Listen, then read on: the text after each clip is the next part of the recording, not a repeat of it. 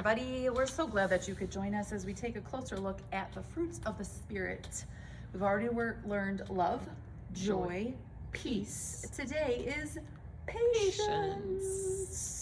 Probably one of the most difficult things in life is patience, right? Well, I mean, I would like patience, and I want it now. Like, that's how I operate. I would love to have patience. I think Salty sang a song about that. We'll have to look it up for our friends. So Chef Eiffel showed us in his fruit salad that the patience is shown with a banana. In this case, 2 bananas because they're not sticking together anymore. Bananas are something that you have to have patience for, right? Yep. Because most often you buy them in the store and then they are green and you want to get home and you just want a really good banana. Not you, because you're allergic. You would literally die. You'd be running for the Benadryl. I would have zero patience to get to the Benadryl. Yeah. But you get them home, they're green, and you just really want a good tasting banana. But you can't eat it just yet because it's not quite ripe. You have to wait for that perfect yellow. And if you wait too long, then they're brown and mushy. And then you got to make them into bread. And then something else. So, patience in the banana is probably the very best fruit that it could be, right? Yeah. Right. Okay. So we're talking about patience today. Patience is hard. It is very hard. It is hard to be patient, especially when there's things that are out of your control, or people who are out of your control, and situations that are out of your control. And so today we're going to play a little game. We are. To see how we can use patience in some real life examples. So we're going to give you 4 examples. We want you guys to pause the video and talk about them, how you can practice or show patience in each of these scenarios. Are you ready? Okay. Scenario number 1. It's time for your softball game. You need to be there 15 minutes beforehand. That's not a lot of time. No. And your mom is talking on the phone. And she's just talk. But you need to get to the game because you need to be there for your team. What do you do? All right. Well, first of all, you shouldn't. Mom, we gotta go. We're late. Let's go.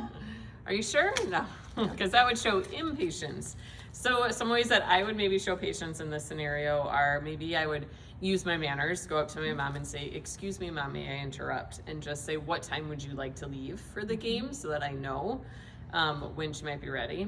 Another way I might show some patience is by making sure all my stuff is ready to go, because I don't want my mom to be like, "All right, it's time to go," and then for me to be, "Oh, I forgot my glove. Oh, I forgot my bat. Hang on, I gotta run in and get my cleats." So I'm gonna make sure my bag is packed. It's by the door, so when Mom says she's ready to go, we can just go. Also, you can kind of just wait patiently until she is done on the phone. I know that's hard, but also your mom definitely knows what time she I was needs gonna to say leave. being obnoxious about it is not helpful to the situation at all. So just Take a waiting. deep breath. Just waiting as And well. wait. All right.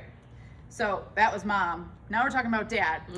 Dad has promised that he would take you fishing after he fixed the car. But that was hours ago. Ooh. Dad is still in the garage, and if you wait too much longer, the fish will stop biting and it will make it a pointless fishing trip. All right. How can you show patience? Well, first of all, you're not getting anywhere unless you take the car and Dad's fixing the car. And Dad's fixing the car. Kind of has to do what he's doing, right? Right. In this situation, one of the ways that I would probably show patience is I might actually ask if he needs any help, or if there's something that I could do to help make the process go a little faster. Maybe he just needs somebody to hand him some tools, and that would help cut out some time. I think I would also be patient by just understanding that things come up. It's not always how we want it. But sometimes things come up, like a broken car that needs to be fixed. And so while Dad might not be able to take me fishing today, I'm going to show patience and know that maybe he'll take me then another day if it can't happen today. Oh. All right, next scenario. You ready? You agreed to tutor a younger student at school. You're trying to explain to this student this math problem and how they can solve it. To you, it's simple. To them, it's not. This child still doesn't get it. It appears as if that child isn't even trying, and you are getting frustrated. All right. So do not recommend being like, "Why don't you get it?" So something we always forget, that we were that young too, right? So like, as much as you are like, why aren't you understanding how to count a coin? That's 25 cents. It's not a dime. You just have to take a deep breath as the older person in this situation and remember that at some point, you also had to go through these struggles of learning new things, like tying your shoes. Odds are, as a grown-up now, we can all tie our shoes. Did it start out that way? No. Somebody had to have patience and teach us how to tie our shoes. So in this situation, you just got to take a deep breath. Remember that you were there too. And maybe find a new way to teach them if they're not understanding the way that you already taught them. Make it fun. I mean, there's so many ways to solve so many things that maybe just a different spin. I mean, we know more and more about different ways that people learn, so maybe it's visual, maybe it's just hearing things, maybe you have to physically write it out. I mean, all of these things, so just take a deep breath. They'll get there. And remember that you were there too. Also, maybe taking a break from this situation. Like if you're getting frustrated and he's not getting it, maybe just a time out would work. Go for a walk, come back, maybe get a snack. I bet that's part of the problem. He's probably hangry. Hello.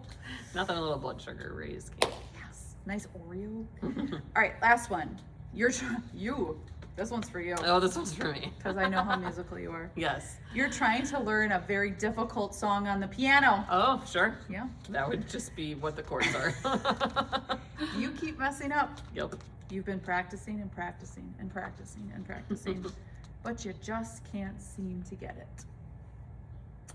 All right, what you gonna do in this situation? Because you learning the piano, Jamie. I mean, if this was me today, it would take me a lot of patience to get there. And so I can tell you that one of the ways I would do it was be like in the last scenario when we talked about taking a time out, I would have to walk away for a little bit so that I didn't just like start pounding keys or something, because I would need to take a little break, take a deep breath, get a glass of water.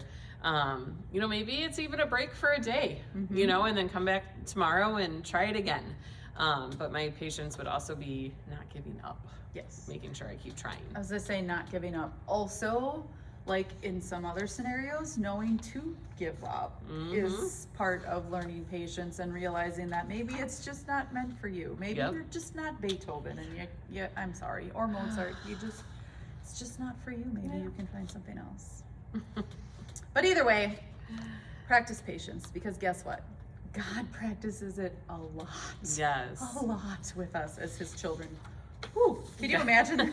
Can you imagine the patience level of God? Yes. God shows us patience every single day. He shows us patience when we sin. Every single day. He continues to forgive us every single time. He's patient with us when we are like way too slow to figure out what the right thing to do in a situation is. God is like the tutor who's tutoring a younger student. He knows exactly what we should be doing. He knows exactly how we should do it.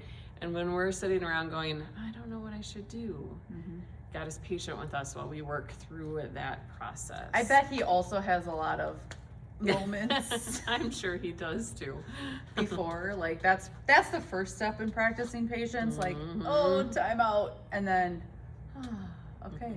But he is very, very patient with all of us, and he expects us to imitate that patience with the people that we come in contact with every day. That's why he gave it to us as one of the fruits of the Spirit. Yeah. All right, so we've got 4 fruits of the Spirit under our belts already.